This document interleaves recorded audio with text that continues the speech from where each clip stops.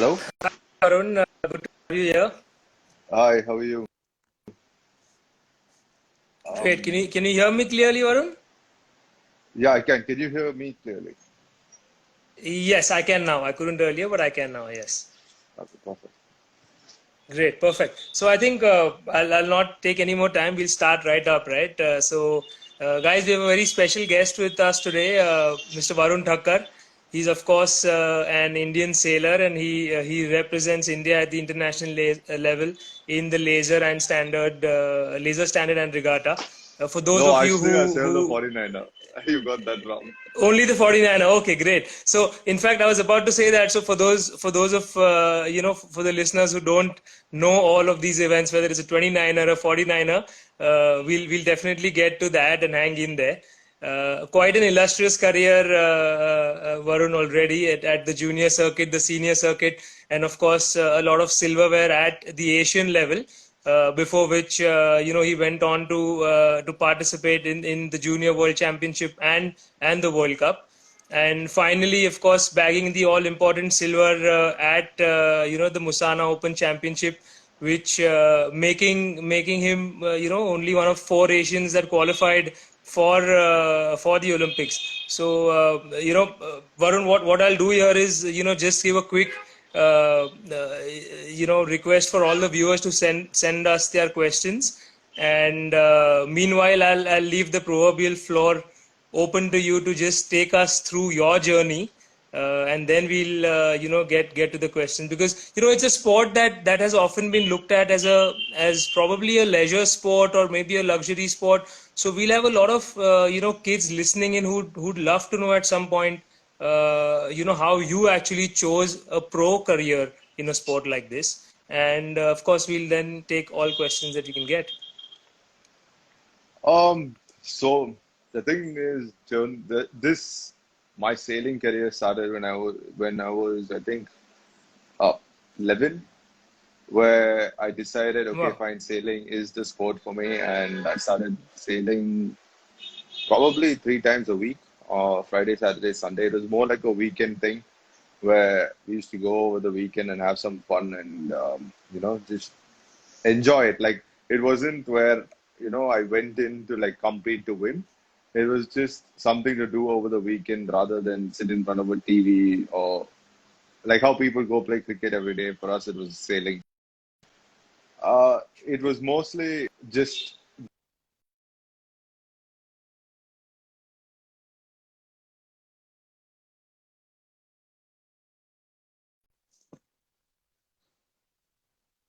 I don't know if you heard me for so long, but slowly we started to get better and better at the sport, and I started getting better. And I won my first event when I was 12 years old, and it's just been onwards and upwards from there.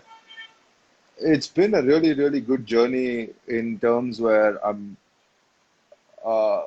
happy in a way that we were the first people to represent the country, and we're paving a path for the junior guys, like to follow, to know what it takes to get to this level. Right. And eventually, I mean, I think in the next few months, hopefully, my teammate and myself, start our school, which will be one of the sailing schools that are in Chennai or in Rameshwaram, and see how it goes. Like we want to educate people about the sport, tell them what it is, make them come enjoy it, and take it up even as a leisure sport. They don't need to compete, but it's just a beautiful sport to go take up leisurely and go sailing every day. Like who wouldn't want to be out at the sea and enjoy the wind and the waves, right? So Yeah, yeah, absolutely. And yeah, so go on. that's Sorry. just sorry. So that's just the goal right now, and we're gonna keep training, and hopefully this coming Asian Games we win a gold. Last time we fell short, we won bronze, but this one Yeah. 100% we're aiming for gold, and we will get there. Like 100%. Yeah, that's like the next short-term goal, and then 2024 again. So. Yeah, absolutely. I mean, and it's great to know that you're already thinking of opening a sailing school, because the education part that you mentioned. of just sort of creating awareness of what a sport like sailing has in store as a career for kids is going to be extremely important to as a start to make it a popular sport and a sport of choice, as opposed to, because your journey also sounded extremely fascinating, where it's of course a sport you took up, again, like I said, probably for leisure, and then realized you're great at it, and here we are. You're an Olympian now. So I think that education part would be absolutely fabulous, right? So to probably kick off that, could you give us a gist of all different types of events that sailing has? Because I'm sure a lot of our listeners are not sure of what these are, and some of us, to be honest, also learned it while watching you guys at the Olympics. So, the junior level and the Olympic level are two different programs where, Right. so when you start off, say you're a 11-year-old kid or 10-year-old kid, um, there are the under 15 boats, which are the Optimist and the Open Bic, which are the two Right. major stepping stone into sailing. So you either choose this or that for a single hander. So it's solo, like you sail alone. Right. And then when you reach the stage where you hit, say you start growing too tall or you start becoming too big for these two small boats, you have an option where you can either take up, I mean, if you've grown really tall and you've grown big, you can move into something called the laser radial with laser standard or laser radial, and that's your future path for the Olympic category where Vishnu and Netra have qualified. And just before that, Okay. till the under 18, there's something called a 4.7, which is again a single person. It's an option again if the guys want to. Like the categories are massive, but I'm just like trying to like tell you your stepping stone in a single hander. Um, and it's all these are just feeder classes to the Olympic program. So you go Okay. through a whole cycle where you go through like an under 15 and under 18, and then you start doing under 21s, and then you do the Olympic cycle. But if you see your jump really well, you don't need to really do an under 21. You can just start competing Olympic level, and then again it's the Right. whole cycle from starting at the bottom and reaching the top. So I mean, so I'm not that big as a person. I'm only like 5'9", maybe 5'9.5". And then Ganapati, my teammate, is not that tall either. He's about 5'7", 5'8". Um, so we decided to start sailing together. And from the Optimist, and I was sailing a boat called the Bite, which is a very Asian boat. We decided to do a jump in 29er, which is a feeder class we sail today. Um, and yeah, so our youth program was really strong. So like we were really good in the youth classes where we managed to win. I think we finished second in the whole Euro Cup series, and we managed to podium at 2-3 events over there as well. So we had a really solid a youth program for us, and then we decided to do Olympic sailing. And I think our Olympic sailing has been really strong. Like, I mean, it's been strong as in we've been pushing at it all the time. We did take a break in between because we had to jump a lot of weight. Uh, Okay. where so I'll explain sailing right after this. But yeah, we jumped a lot of weight. And if you go back to another category, which is the 420, which leads up to the 470 as well. That's again a two-person boat where the youth is at 420 and then the Olympic sailing is at 470. That's another category. Then you have windsurfing, which now I think they've taken off for the 2024 cycle and they put in kiteboarding. Oh, they do. And IQ foil. So everything now is moving to faster boats and Okay. everything is moving to hydrofoils where you're literally above the water by 6-7 inches. I mean, sorry, I think 2 feet now. Yeah, 2 feet above the water, and the drag is bare minimum, and you're like really like blazing through the water, which is so cool to watch nowadays. But yeah, so these are basically all the classes that are out there, and you can you guys are free to like dig in more and ask me if you need to know more about these classes because going in Yeah, depth is a long conversation. Yeah. absolutely, and it sounds extremely interesting the way, I mean, the options for sailing evolving with, with probably age and size. And like you mentioned, the new categories would also be extremely fast and visually really appealing. I think anyway, what we've seen looks like you guys are flying through. But if it's going to be even faster, I think it's going to be an even more attractive proposition to watch for, and make it more, attractive for kids to probably take it up. Yeah, I'm sure. I think people who love speed and love the water, I think it's the best, probably the most attractive thing. You're right. Like, I mean, Yeah. people are just going to really enjoy it because the only good thing is you're not burning natural resources like petrol or whatever. You have to go to race cars. But I'm sure Yeah, the yeah. boats are doing as much justice to what has to be. The boats are really quick. And if people are interested, there's this really big event that's happening right now, which is called the Sales GP.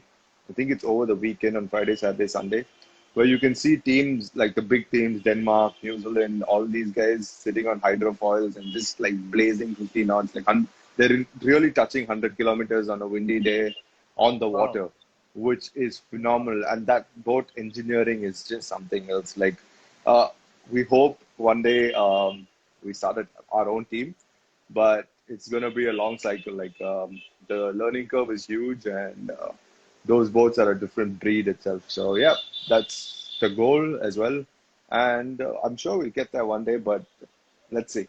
Right now, Yeah, the we're focus all in is it. We're all in it for the long haul, and we'll be, of course, cheering and supporting you all along. But yeah, it's a great one that you brought up with the GP coming up over the weekend. So we'll definitely keep an eye out, and and put out more information for everyone to be aware of when it's happening. And we'll be glad to see, and of course, like you said, one day hope that we'll be there ourselves as an Indian team.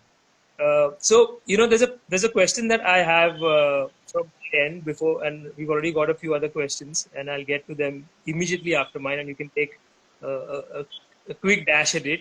What was the kind of support you actually got, whether it was personally or from of course your federations, or just the support that you got as a system, right? Because I think for every athlete, the support system is so crucial for someone to play at the level that you are.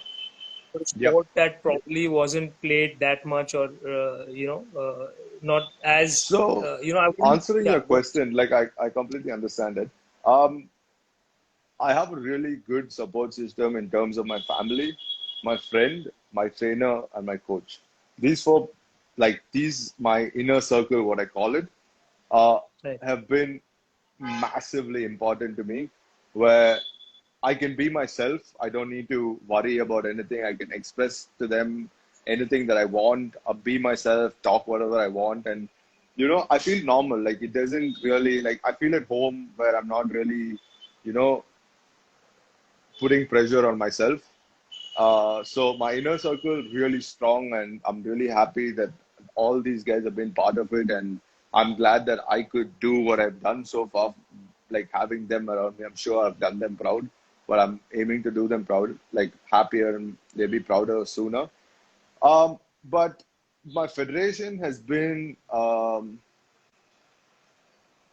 supportive as well in few ways. Like, yeah, we do have our ups and downs with them, but I guess that's part of life. Like, you can't really say anything about it. We do have, Yeah, and it's a tough system we live in, to be honest. So I think we all have to go through that. yeah, we And, all go and through it, and you can't really, like, I mean, you can't badmouth them in public, but No, it, absolutely. it No, is life. I think to be honest, having worked with many of them, and having had detailed conversations, we realize that everyone's trying to do their bit, and everyone's facing a lot of challenges, which hopefully, like you said, over the longer period of time, we're all able to overcome, and put India on the pedestal that we've always wanted us to be. Yes, that's 100%. So yeah, this is like the inner circle. Then we always have a massive personal sponsors, TT Group, Orient Black Swan, Radiance. like all these guys who've backed us even before we were Olympians and Asian Games medalists. So Right.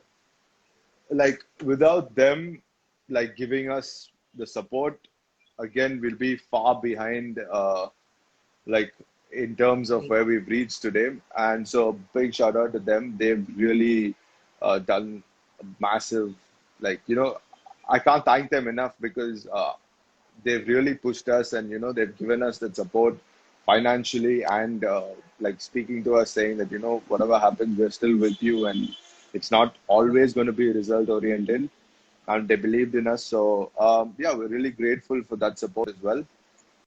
And yeah, like the government last, like the state government and the central government with this whole new top scheme, they've done like really backed us all like completely. They've taken care of our last few months prep for the Olympics, and now I think hopefully for the Asian Games coming up next year, we'll have the same backing where we're really focused on our training, really strict, really like dedicated to the Right. next 1 year, which will be extremely crucial because most teams are going to be slacking off, and this is where we can take our advantage. So I'm sure we'll go like they are still with us and they're going to be backing us. So no complaints in such, but I'm really grateful for all of them that they've been part of this journey, and I hope they continue being part of this journey for longer.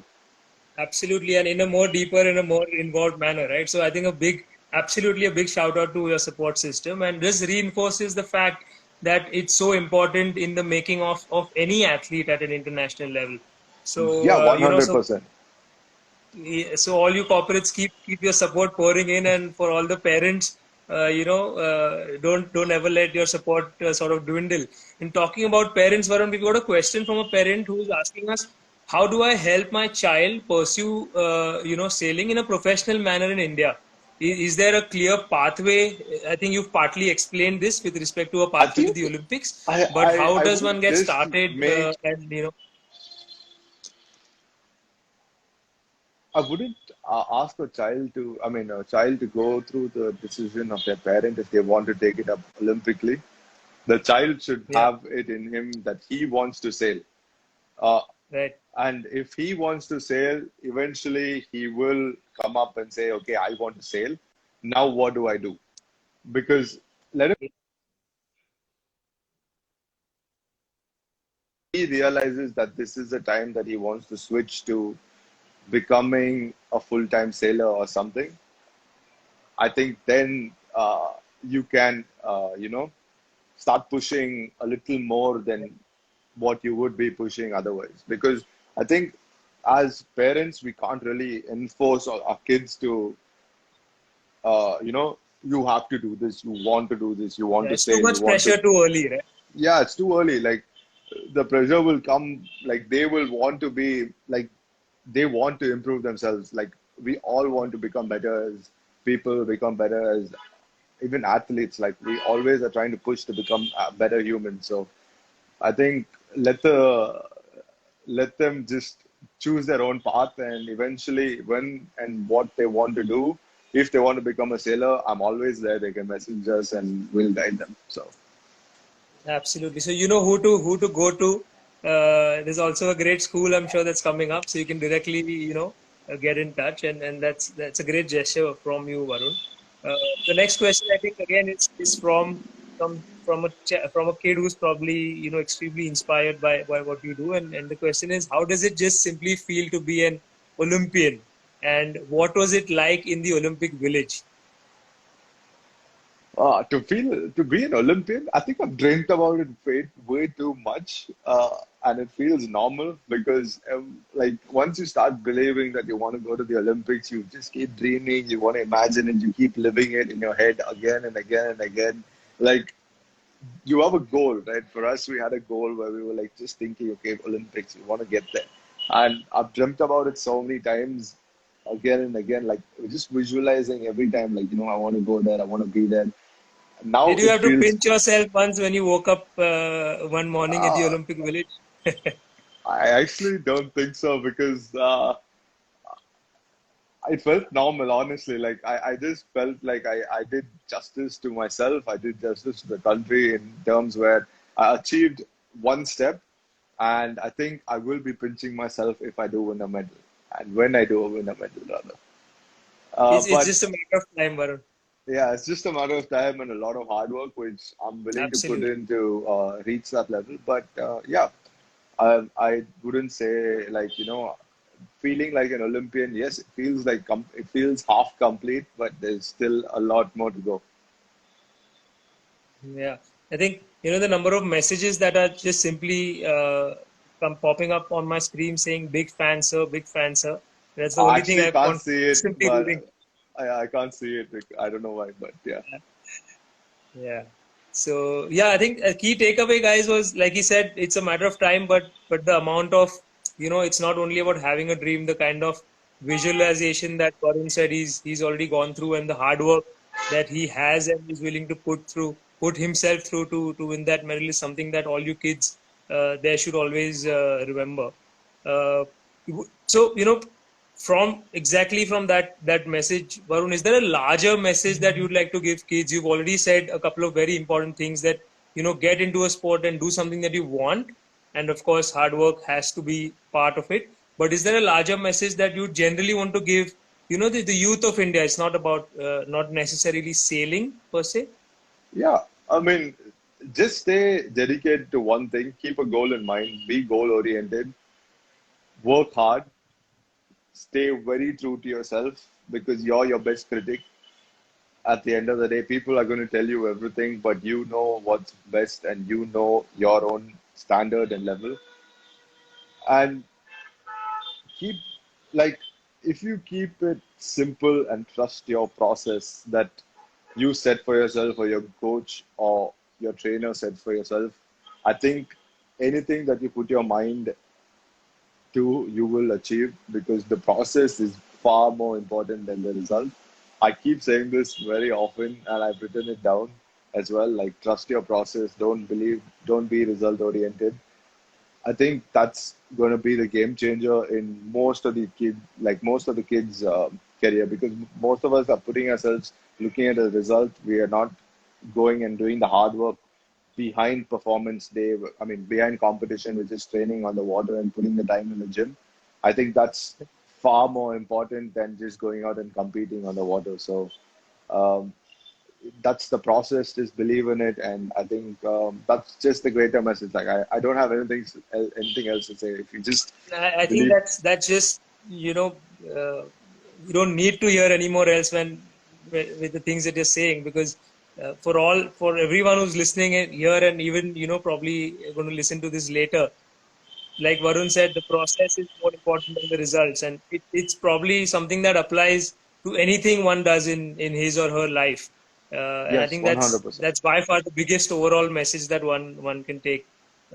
We've got a question from a viewer, and she says, "When did you exactly realize that you wanted to sail? Of course, you started off like you said, as a weekend or a three day a week activity. But when did you realize you wanted to sail?" Actually, Or after I probably won it my wasn't a first event, moment as such as opposed to a actually phase, after I won my first event, uh, which is when you were 12 years old. That's what you yeah, mentioned. That's the same one, yeah, right? I think after I won my first event because until then I was just having fun. Like I was just going out sailing, and I never knew I was that good. But I did have a short camp in Singapore before my first event, which really took my sailing to a different level. And my Right. parents took me to Singapore to go train with a really good Singaporean coach. And I remember when I came back, I was like doing things that people were like in awe of because of the same level. And I was like, okay, this is different. And yeah, my sailing just like massively upscaled. And then when I competed at that event, I finished second actually, but I won the under Right. 12. And yeah, I think once I felt the taste of victory, it kind of Right. felt good. And I was like, okay, this is what I want to be doing. And but yeah, I mean, I like the taste of victory, but I also love the taste of defeat. I never used to. I was a bad loser. I started to become better through the years, and I accepted defeat because you learn far more in defeat than you will in victory. And I think that's something that I never understood. But eventually, as I grew older, I did. And yeah, it made a massive difference to my career. Yes. Yeah, and sport as a whole teaches you that, right? To embrace loss and to learn more from it. So I think another great lesson for all the kids who are listening. Yeah. So, I to be honest, Varun, we could go on and on. I could go on and on. But very nice question that's come up. Can you tell us your best moment of Tokyo 2020? Oh man. A best moment of Tokyo 2020. Actually, the quite a few. I think the first. I think the race that we were leading for a bit, and I think leading the race with the Indian flag was really a memorable moment for us. But it wasn't a long time that we led it. But I guess something is better than nothing. I think that was pretty much the most memorable thing, and that's something that will happen more in the future. So yes. Beautiful. And we, of course, all of us here will be cheering for you the loudest, and for all Indian athletes the loudest. Thank you, Varun. Thank you for being here. Like I said, we could go on and on, but thank you for Yes, your it time, was an and absolute pleasure. hopefully we Thank can you guys so much. do this again very soon. Maybe you can get more people involved and inspire more kids. So thanks for being here. Thanks for giving us your time, and thank you very much for inspiring a new generation of sailors and athletes across sports. Yes, 100%. Hopefully, I did justice to everybody. You did, yeah, yeah. Like I said, you've absolutely inspired a whole new generation, and we look forward to new sailors. But of course, just the thought process of things you've said, I think will go a long way in making us understand what it takes to be successful at the highest level. Yes, thank you so much, guys. Until next time. Yes, absolutely. Thank you so much. Cheers, guys. Bye.